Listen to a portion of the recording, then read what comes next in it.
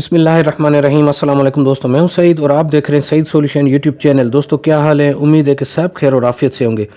तो दोस्तों आज हमारी वीडियो का मौजू होगा कि एक इंडक्शन कुकर और हॉट प्लेट में बुनियादी क्या फ़र्क होता है, इनकी पावर कंजप्शन में कितना फ़र्क है और आप कौन कौन से बर्तन इस पर यूज़ कर सकते हैं और इसकी कीमत में क्या फ़र्क होता है। तो चलें जल्दी से वीडियो को शुरू कर।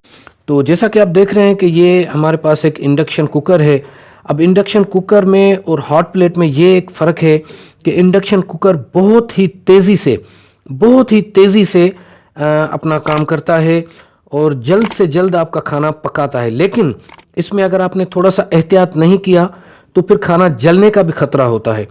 अच्छा, बर्तनों की बात करें तो बर्तन जनाब आप इस तरह के यूज़ नहीं कर सकते। अब ये सिल्वर का बर्तन है, ये आप इंडक्शन कुकर पे यूज़ नहीं कर सकते, ये आप हॉट प्लेट पे बासानी यूज़ कर सकते हैं।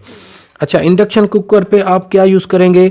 या तो स्टील का बर्तन हो या फिर वो बर्तन जिस पर मैग्नेट चिपकता हो, उसको आप यूज़ कर सकते हैं। ठीक है, तो जनाब ये एक स्टेनलेस स्टील का बर्तन है जिस पर मैग्नेट नहीं चिपक रहा। ठीक है, तो हम देखते हैं कि क्या ये काम करता है। तो हम सिंपली अपने इंडक्शन को ऑन करते हैं और जनाब बिल्कुल इसने काम कर दिया। ये आपको रिमेनिंग टाइम नज़र आ रहा है और 800 वाट पर है। तो चलें इसको हम 800 वाट पर ही रहने देते हैं या थोड़ा सा इसको हम बढ़ाते हैं, अपने अगले पॉट पर जाते हैं। तो ये जनाब 2100, अच्छा ये 1600 वाट पर ये अभी चल रहा है।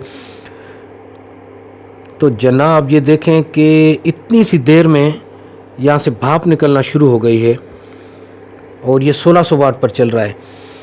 अच्छा, हॉट प्लेट में आपको 1000 और 1500 वाट की मिल जाएगी, लेकिन इसमें आप 400, 800, 1200, 1600 और 2100 वाट देखें पानी उबलना शुरू हो गया।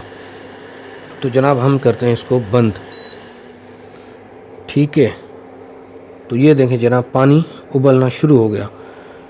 तो एक तो फ़र्क ये है कि आप इस पर सिर्फ स्टेनलेस स्टील के बर्तन यूज़ कर सकते हैं या फिर लोहे के। इसके साथ जनाब अगर इस पे आपने पतले बर्तन में खाना बनाने की कोशिश की और आपने थोड़ी सी भी सुस्ती की तो फिर जिस तरह ये देखें ना, ये बिल्कुल पतला बर्तन है। तो इसमें अगर आप खाना बनाएंगे और उसको थोड़ी देर के लिए भी अगर छोड़ देंगे तो ज़्यादा पावर की वजह से खाना जल सकता है, थोड़ा एहतियात करना पड़ेगा। या फिर आपको स्पेशल बर्तन आते हैं इंडक्शन बेस के, वो लेने पड़ेंगे जिनकी ये बेस यहाँ पर बहुत ज़्यादा मोटी होती है, वो भी अच्छे बर्तन होते हैं। या फिर एक अलग से प्लेट लगती है जो कि स्पेशली इंडक्शन के लिए बनते हैं। तो वो अगर बर्तन आप यूज़ करेंगे तो वो यहाँ पर फिर उसमें ऊपर की बॉडी सिल्वर की होगी, लेकिन वो इस पर काम करेंगे, लेकिन वो थोड़े से महंगे होते हैं। हाँ, अगर इसके बनिस्बत हॉट प्लेट की बात करते हैं तो हॉट प्लेट पे आप हर किस्म का बर्तन यूज़ कर सकते हैं, लेकिन उसमें थोड़ा सा टाइम आपको ज़्यादा लगेगा। तो ये बुनियादी फ़र्क है।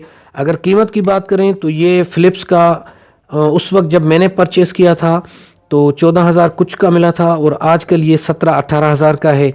और इसी तरह होमेज है या वेस्ट पॉइंट है, इनके भी आते हैं, तो वो आपको 8 से 10 हज़ार में आसानी से मिल जाएगा। और अगर हॉट प्लेट की बात करें तो वो 4500 से 6000 के दरमियान आपको मिल जाएगी। पावर कंजप्शन में पिछली वीडियो में बता चुका हूँ अपनी हॉट प्लेट की।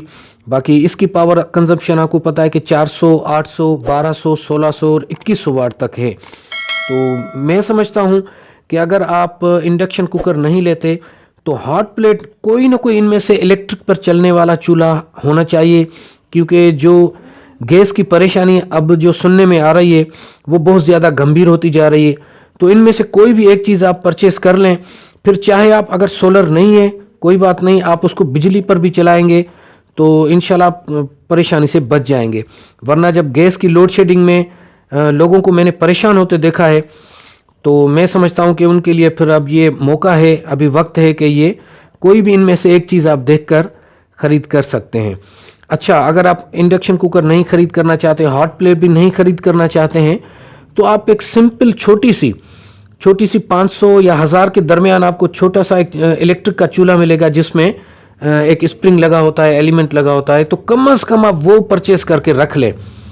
ठीक है, तो उम्मीद है कि आज की वीडियो से आपको बहुत ज़्यादा फ़ायदा होगा। अपना बहुत सारा ख्याल रखिएगा। अल्लाह हाफ़िज़।